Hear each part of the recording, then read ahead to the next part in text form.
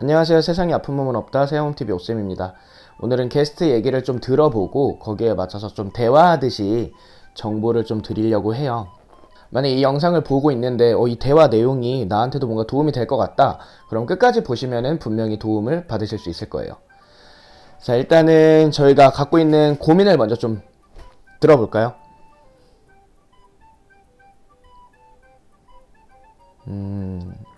자, 일단 평소에 팔저림이 심하다고 했는데 언제부터 팔저림이 좀 시작이 됐었는지 얘기를 좀 들어볼게요.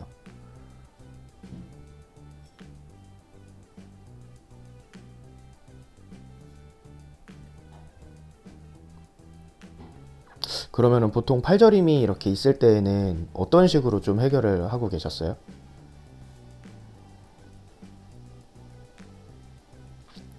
마사지 받거나 주무르거나. 근데 포인트는 그때뿐이라서 계속 문제가 다시 발생하는 게 조금 힘드신 거네. 자, 그럼 우리가 운전을 많이 하거나 직업적인 자세 때문에 팔저림이 생기는 분들이 생각보다 많아요. 그래서 지금부터 제가 도움이 될 만한 동작을 알려줄 테니까 한번 잘 따라해 보시면 좋을 것 같아요. 자, 일단은 우리가 뭐 운전을 하거나 아니면 직업적인 자세 때문에 어깨가 말려있는 동작을 많이 할 때, 그런 자세를 많이 하는 분들이 팔저림이 생기는 이유에 대해서 먼저 설명을 좀 해줄 건데, 우리가 이유 없는 저림 현상은 보통 신경의 문제일 가능성이 큰데, 그 중에서도 팔저림에 영향을 주는 건 당연히 팔에 퍼져 있는 신경이 압박을 받거나 뭔가 문제가 생긴 거겠지. 근데 중요한 건 뭐냐면, 우리가 운전을 하거나 어깨가 말려 있을 때 그 팔로 퍼지는 신경을 누르게 되는 요인 중에 하나가 소흉근이라는 근육이 있는데, 그 소흉근이라는 근육이 짧아지고 경직되고 타이트해지면은 그 팔로 이렇게 퍼지는 신경을 압박하게 되면서 우리는 아무 이유 없이 뭔가 팔 어딘가가 저린 듯한 현상을 느끼게 되는 거예요. 그러니까 지금 얘기를 들어봤을 때 예측할 수 있는 거는 소흉근의 문제일 수 있을 것 같아서 그 문제를 해결할 수 있는 방법을 몇 가지 알려주려고 해요. 자, 이제 보고 잘 따라해주면 되는데, 일단은 근육이 경직되고 이렇게 위축됐다는 거는 많이 짧아진 상태에서 힘이 들어가 있거나 짧아진 자세로 오랫동안 있었던 거기 때문에 소흉근 자체를 스트레칭해주는 그런 방법이 도움이 좀 될 수 있어. 근데 우리가 뭐 소흉근이라고 하면은 보통 어깨를 이렇게 앞으로 마는 거라서 스트레칭은 어렵게 생각할 필요 없이 그 짧아지는 거에 반대되는 동작을 하면은 풀린다고 생각을 하면 되는데, 어깨를 뒤로 젖혀주되 어깨만 움직이면은 가동 범위가 짧기 때문에 손을 이렇게 올려준다 생각하시면 돼요. 그래서 손을 이렇게 올려놓고 이렇게 하는 건데, 내가 힘으로 넘기면은 스트레칭이 잘 되지 않겠죠. 그래서 우리가 이게 지금 방구석 교정이라는 컨텐츠니까 집에서 실제로 할 수 있는, 뭐 원하면은 사무실에서도 할 수 있는데 사무실에서는 약간 옆 사람들이 이상하게 볼 수도 있으니까 집에서만 했으면 좋겠어요. 자, 일단 자세를 알려주면은, 일단은 기본적인 자세는 팔을 뒤로 넘기는 건데, 우리가 집에서 이렇게 책상에서 뭐 업무를 보다가 갑자기 팔이 저려, 그러면 앉은 상태에서 바로 할 수 있는 방법이에요.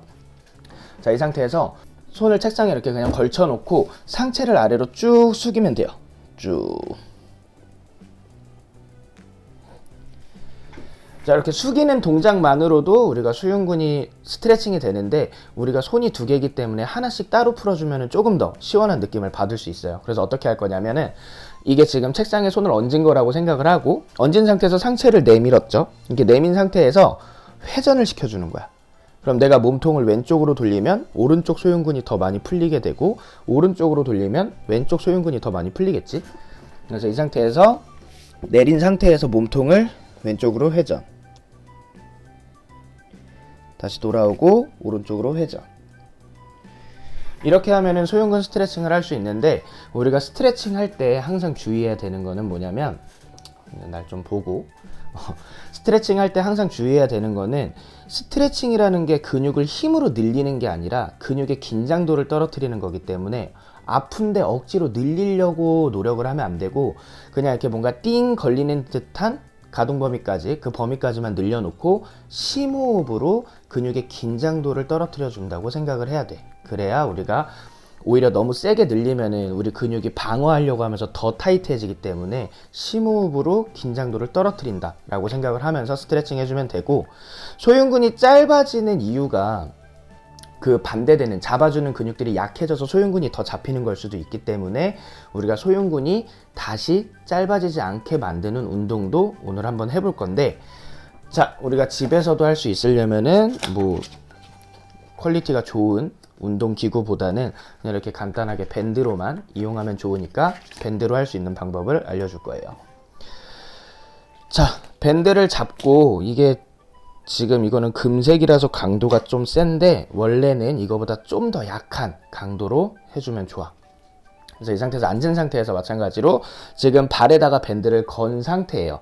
발에다가 밴드를 걸어 놓고 그대로 발을 고정시켜 놓고 손은 만세를 해볼 거야. 이렇게 쭉.